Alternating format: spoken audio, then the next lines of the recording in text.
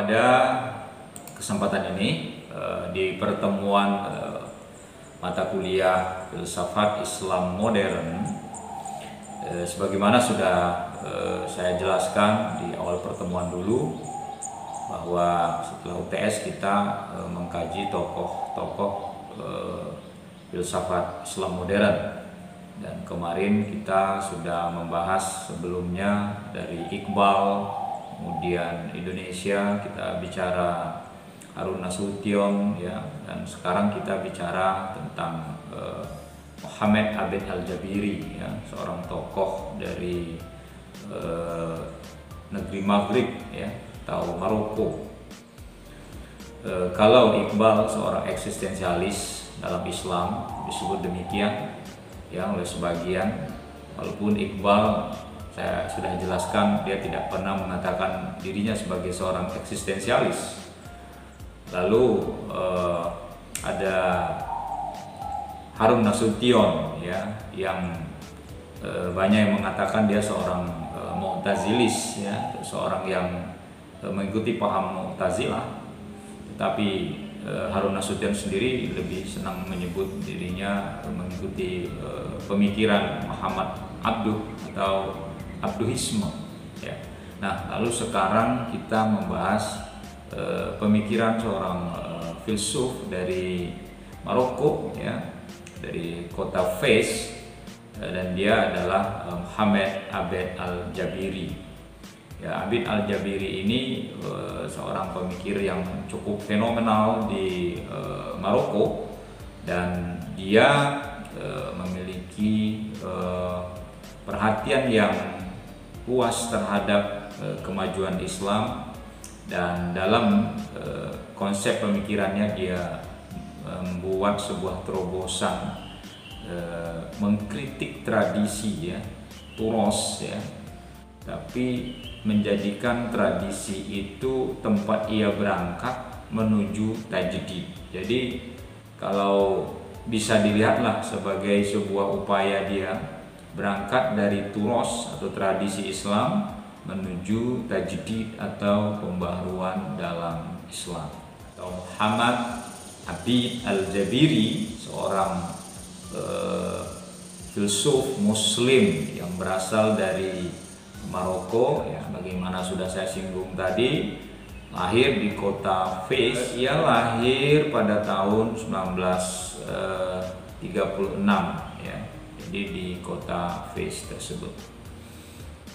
Kemudian kita lihat pendidikan, ya, dia sekolah di Burroh Wataniyah, ya, namanya, sekolah menengah dari tahun 51 sampai 53 di Casablanca, kota terbesar di Maroko. Walaupun Casablanca bukan ibu kotanya, ya, ibu kota Maroko itu Rabat, ya, kota pemerintahan, tapi Casablanca diberikan namanya oleh penjajah Spanyol. Aslinya kalau orang Maroko menyebutnya dengan Darul Baydo, ya, tetapi lebih populer dengan Casablanca City, ya. Kemudian ia memperoleh diploma Arabic High School setelah Maroko merdeka. Kemudian pendidikan masternya pada tahun 67 tentang falsafah at-tarikh Inda Ibnu Khaldun. Ia melanjutkan pendidikan ke jenjang S3, diselesaikan di Fakultas Adab Universitas Mohammed V, ya, Rabat, Maroko, sampai meraih gelar doktornya dalam bidang studi filsafat tahun 1970, concern di bidang filsafat. Ya, dia disebut sebagai seorang mujaddid, ya, dengan program tajdidnya, orang pembaharu Islam yang mencoba, ya, memberikan interpretasi baru dalam ide-ide pemahaman Islam dengan sangat kritis, ya. Ia memulai program pembaruannya yang dikenal dengan istilah kritik nalar Arab, ya. Jadi kritik nalar Arab ini memang sedikit berbeda, ya, dengan kritik nalar Islam yang dimunculkan oleh Arkon atau Muhammad Arkon, ya, dari Aljazair. Ya, sama-sama dari Afrika Utara. Kalau Arkon lebih ke Islam secara umum, tetapi kritik nalar Abid Al-Jabiri ini lebih kepada Arab secara khusus atau bangsa Arab. Pokok pikiran Al-Jabiri ini secara umum itu ada terkait dengan turos, ya. Jadi kalau saya memahaminya bahwa turos bagi Al-Jabiri ini, bahwa ia awal pijakan kita tidak akan membantah tradisi itu bagian dari kita, tetapi justru turos itu menyertai kita hingga kita bisa seperti ini tuh ya karena berangkat dari turos, dari tradisi itu sendiri. Sehingga pemikiran-pemikiran yang muncul dari pemikir muslim terdahulu itu menurut dia bukan hanya sesuatu yang diam, ya, bukan hanya sesuatu yang tidak tersentuh oleh logika kekinian, tetapi sungguhnya ia merupakan realitas sosial, bahwa kita berangkat dari sebuah tradisi di mana tradisi itu menginspirasi kita, menjadikan itu sebagai pijakan kita untuk maju ke depan. Saya kira Al-Jabiri ini untuk konteks Jepang itu mengalami hal yang sama ya dengan pola pikirnya. Karena kalau kita lihat dalam tradisi Jepang itu bahwa mereka itu maju ya tanpa harus meninggalkan tradisi ya. Justru Jepang itu spiritnya atau etos kerja bangsa Jepang itu tanpa meninggalkan tradisi mereka ya, tradisi leluhur mereka. Bagaimana perubahan yang mereka lakukan tidak berarti meninggalkan turos mereka. Ini contoh saja ya, untuk perbandingan bagaimana kita melihat Al-Jabiri ini ingin berangkat dari turos atau tradisi untuk menuju Islam yang kekinian tanpa harus meninggalkan apa yang ada. Kenapa? Karena keprihatinan Al-Jabiri itu sendiri sesungguhnya bukan tanpa alasan ya. Arab itu tidak maju menurut dia ya, terbelakang itu ya karena kekeh dengan tradisi ya. Tetapi tradisi itu justru membelenggu. Jadi tidak ada tajdid di situ, tidak ada upaya-upaya pembaruan di situ. Jadi menurut dia bisa dikatakan ya, kenapa dia bicara tentang kritik nalar Arab ya. Nalar Arab itu menurut dia itu selama ini lebih bersifat irasional ya. Jadi hanya berkutat tentang bicara tentang kabilah ya, bicara tentang kalau bahasa lainnya kita tuh kesukuan, karena memang bangsa Arab itu kan bangsa tribal ya, tribalisme ya, sangat menjunjung tinggi nilai-nilai kesukuan ya. Lalu juga berpegangnya itu selalu hanya pada hadaratun nas ya, jadi sangat tekstualis mereka itu memahami spirit dari Al-Quran. Padahal Al-Quran itu tidak hanya sebagai kitab suci yang dibaca kemudian dipahami tanpa diimplementasikan.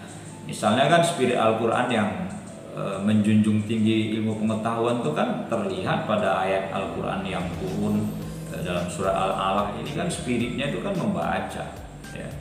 Membaca itu kan tidak hanya membaca secara huruf per huruf ya, tapi membaca itu adalah melihat realitas di sekeliling kita. Bagaimana kita bisa membaca kehidupan kita?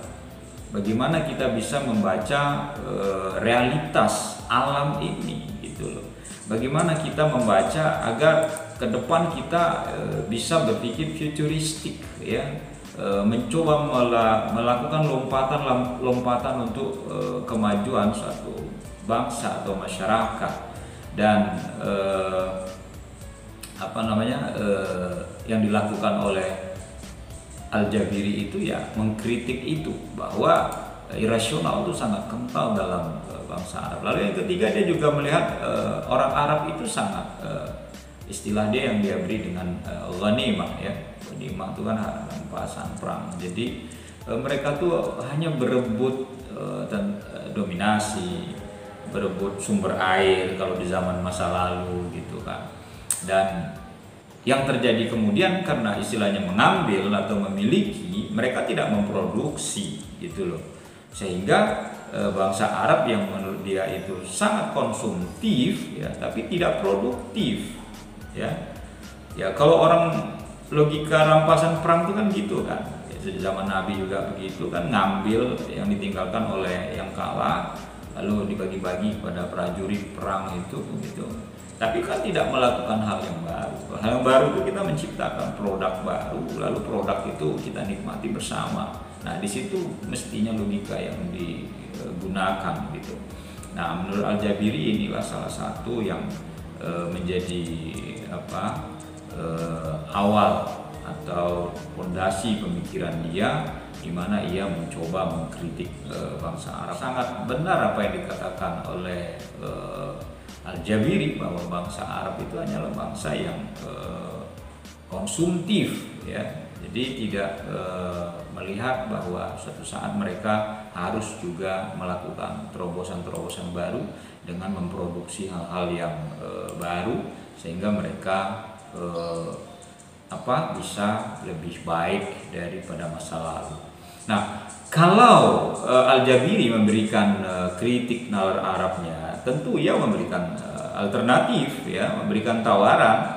Nah, untuk itulah ia memberikan tawaran agar bersifat rasional, karena kritiknya tadi kan bangsa Arab tidak rasional atau irasional, maka ia memberikan tawaran agar bangsa Arab itu bersikap rasional terhadap kemajuan dan peradaban ilmu pengetahuan.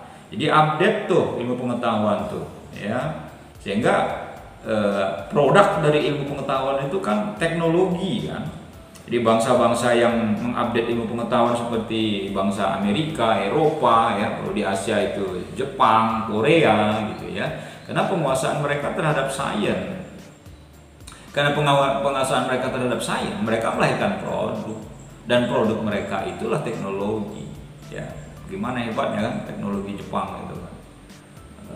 MotoGP boleh saja lomba di luar negara Jepang ya, Eropa, di Amerika, di beberapa negara Asia termasuk Indonesia ya, Malaysia, di Sepang, kita di Mandalika. Tapi kan motor-motor yang berlari kencang di sana itu kan kebanyakan kan motor-motor produk dari Jepang, Yamaha atau Honda. Kalaupun ada misalnya motor lain seperti Ducati ya, dari Italia misalnya, ya jarang lah itu kan. Karena memang produk Jepang itu merajai.